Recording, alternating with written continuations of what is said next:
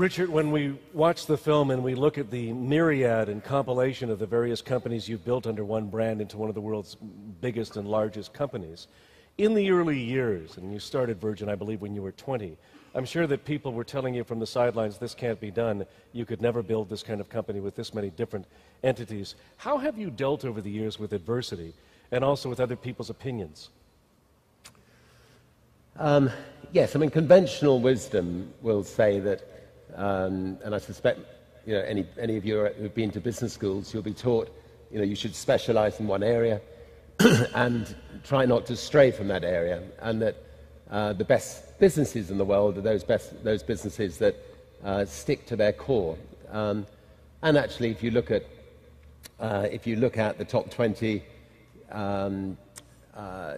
brands in the world, you have got Nike specializing in shoes. You do have Microsoft specializing in computers, or Coca-Cola specializing in soft drinks, and you can't really imagine Coca-Cola Airline. Or but I don't think personally, I think rules are made to be broken, and what we've at Virgin tried to do is to create a way of life brand, a brand that tackles major companies in quite a lot of different sectors. And it wasn't something we actually set out to do. I left school at 15 to, because I wanted to start a magazine run by students to try to put the world right. I mean, there was the Vietnamese War going on. I'm afraid, the equivalent of what's happening in Iraq, but in Vietnam. I was against it, and I was, wanted a voice to campaign to try to, to stop it, or have play our little bit in trying to stop it. There was, the way we were being taught at school. You would spend 8 years learning French in an English school, and you'd come out not speaking French, and the way we were being taught was not conducive to learning it. So my principal aim was to create a business that, to create a magazine that would make a difference. And it wasn't going into creating a magazine to make money or to become an entrepreneur. It was creating a magazine, to make a difference. And since then, we've gone into a lot of different areas, a lot of different businesses. Again, not with the purpose of becoming a serial entrepreneur, but because we have seen. I used to fly when we had a record company on a lot of other people's airlines, and the experience was dire. And if you've ever flown on an American carrier, I won't mention Canadian carriers, you'll know what I mean. And so I decided that if you could create an airline that, where the staff were actually enjoying, working on that plane, and they were actually proud of, the tools they were given, and they were proud of the service they were offering the consumers, and it was actually a fun airline to fly, that it might be successful. And so in that particular case, sat down with Boeing and said, like to buy a second-hand 747. I was the person that had brought the Sex Pistols and a few other bands, so they actually must have thought me absolutely mad. Anyway, they sort of maybe spotted something in me that made them think that we could maybe build a competitor to British Airways. But I also made a stipulation, because I didn't want to bring everything else that I'd built come crushing down if I was wrong about the airline business. I said, look, I've got to protect the downside. I may be completely wrong that there's an opening for Virgin Atlantic. At the end of the first year, I want the right to hand that plane back to you if I'm wrong. And it might mean that you won't make any money, but you won't lose any money either, and we can both walk away from it. So by protecting the downside, I could then just about convince my fellow directors at Virgin Records to let us start an airline. And as it turned out, after the first year, things were going quite well. He's also now increasingly focusing his attention on philanthropy. And Richard Branson is my guest on The Global Conversation. Many thanks for joining us on the programme. Thank you. It seems now that philanthropy is becoming more and more the responsibility of the wealthy. They're taking that responsibility on board. Is that something you're seeing? So it should be. I mean, I think, if if you're successful in life, enormous wealth can go with that success. If you have enormous wealth, then enormous responsibility goes with it too. And it's that responsibility to use your entrepreneurial skills to get out into the world to solve the, we try a lot of things, and we're not averse to the falling flat on our face, and so, my own feeling is that, we just love giving things a go. Some things succeed, and if they don't succeed, we learn from it. There was a time where we took on Coca-Cola, and we thought, we'll knock Coca-Cola into number 2 position in the world, and one day nobody will have heard of Coca-Cola. And we arrived in Times Square in an English Sherman tank, we had rigged up the Coca-Cola sign the night before with pyrotechnics to explode, or look like it had exploded at the same time that we fired the tank.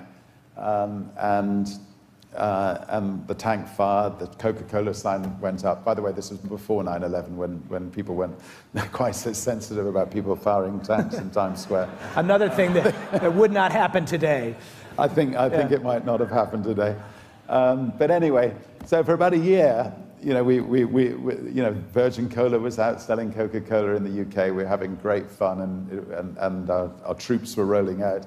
And then somebody at Coca-Cola woke up to this little brand, and they just decided to squash us. And they got massive SWAT teams were sent out around the world, and anywhere that Virgin was stocked, suddenly the retailer got a lot of money for destocking us, and they jumped on us. We're still number 1 in Bangladesh, but in certain neighborhoods. So this is a theme that comes up time and again, given the nature of what you do as a small, upstart, cheeky, attention-seeking brand. And in the case of the airline, British Airways, in the case of the train lines, it's been the government rail system in the UK. It's predictable, but it really can be difficult to overcome this David and Goliath challenge. Goliath wins a lot, right? Yeah, I mean, with Coca-Cola, they won. British Airways tried similar. I mean, British Airways waged a really dirty tricks campaign to try to put us out of business, and they had put out of business by waging similar wars. Dan Air Europe, British Caledonian, Sir Freddie Laker, numerous airlines before us. Freddie Laker, when I sat down with him and said, look, you've been driven out of business by BA, I'm starting off with one second-hand 747, do I have any chance of survival? And it was he that just said, look, use yourself to get yourself on the front pages of the papers, to get that brand, your Virgin brand. You're never going to be able to advertise them. Use yourself, make a fool of yourself, do everything you can to get the Virgin brand out there. And then there's 3 other words I would recommend to you. Sue the bastards.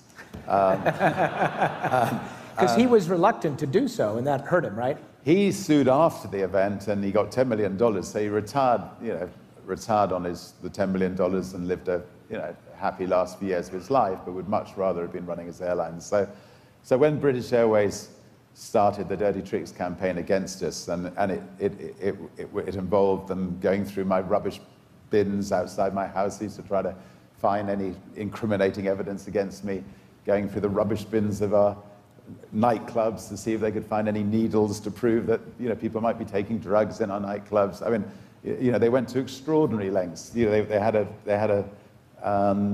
a computer set up where they were illegally accessing our computer information.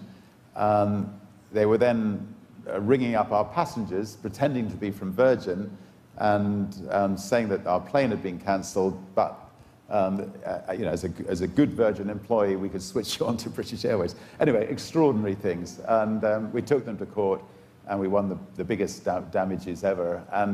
And from that moment, we didn't look back. I mean, British Airways were on the back foot, and Virgin, grew into a formidable competitor to them. And today, all those people are hackers, right? So today, what? I missed that. Some of the problems of the world, and also to use your financial strength to get out in the world and solve some of the problems of the world. Would I be wrong in saying that one of your mantras as well is to have fun along the way? You're kind of pretty well known for the pranks that you pull and the... I think life is short. Life should be fun, and it should be fun. Not, it should be if the chairman of the company is having fun.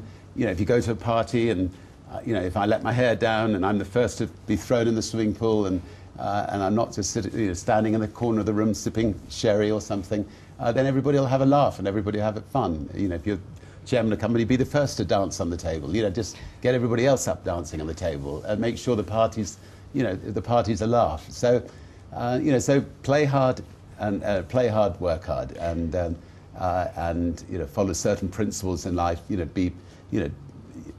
Love people. Make sure you make a positive difference in this world while you're on it. I found it interesting that you got some counsel from Sir Freddie Laker, who pioneered low-cost seats across the Atlantic. And I'm curious, first of all, you didn't do exactly what he did, because obviously it didn't work out in the end for him. But I'm also curious who you admire, who you consult. Do you find yourself looking for advice frequently as you engage in new business ventures? I think the best leaders are the best listeners. I think people who get out and people who get out and listen. The best. We've got a wonderful organisation of elders that we work with, and they're fantastic listeners. So I'm listening all the time. I'm taking notes all the time. I'm listening in particular from the people who work with me, because they know what's going on. They know the feedback from the customers.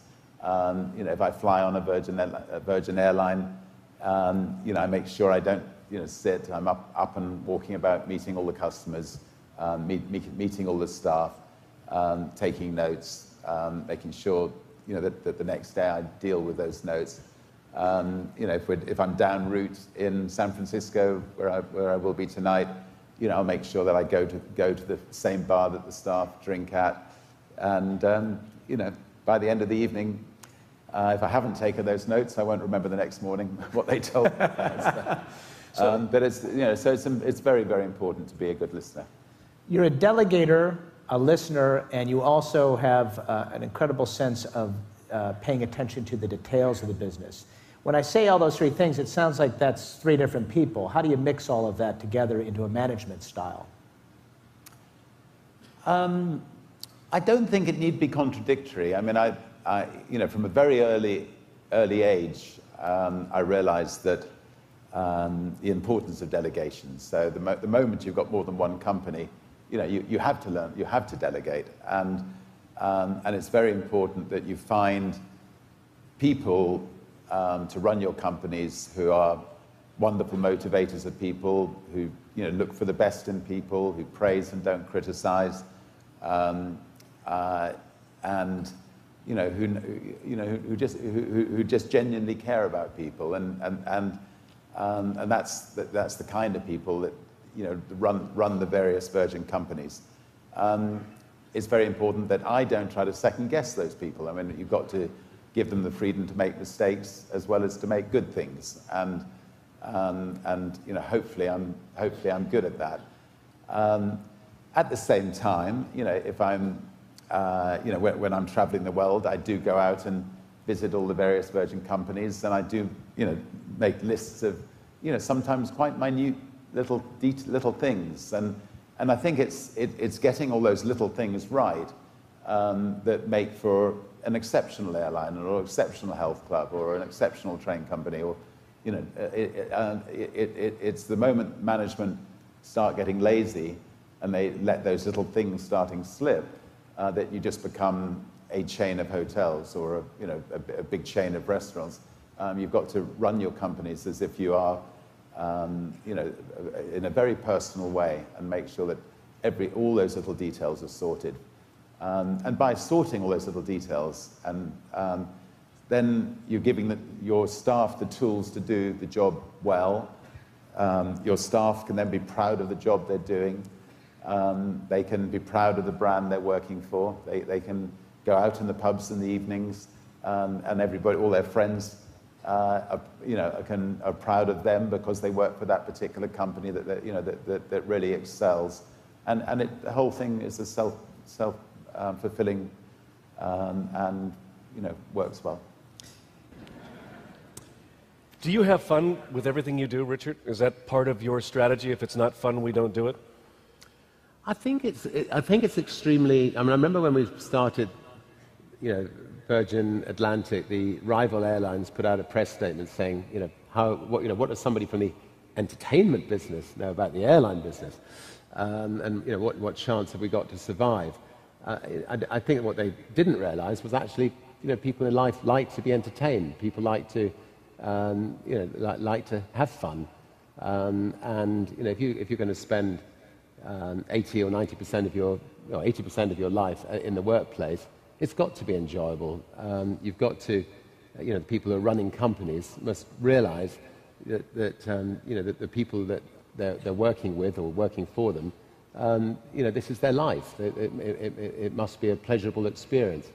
And at Virgin, we do try to make sure that, we throw lots of parties and that the chairman of the group makes sure that he's the last home, and that's why I suspect I've got a deep throat today.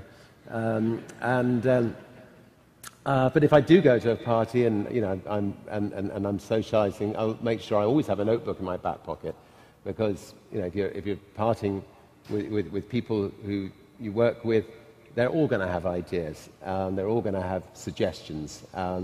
And if you just listen and you've got a drink, you're not going to remember it the next day. So scribble all those ideas down and make sure you address them the next day. And I think what makes an exceptional company over an average company is the detail. On our planes, for instance, I mean, we've striven to get all the little detail right. Even to the extent that we've got these lovely little pepper pots and salt pots on Virgin Atlantic, and we know they're going to be stolen. So, so underneath the salt pots, we've got stolen from Virgin Atlantic.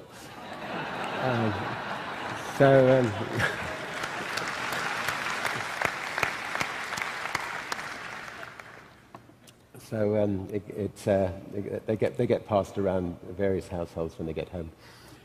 Am I paraphrasing this correctly? When I heard you say you like to party, does that mean we should fly everybody here to London, England, your place for Christmas? Does that work for you?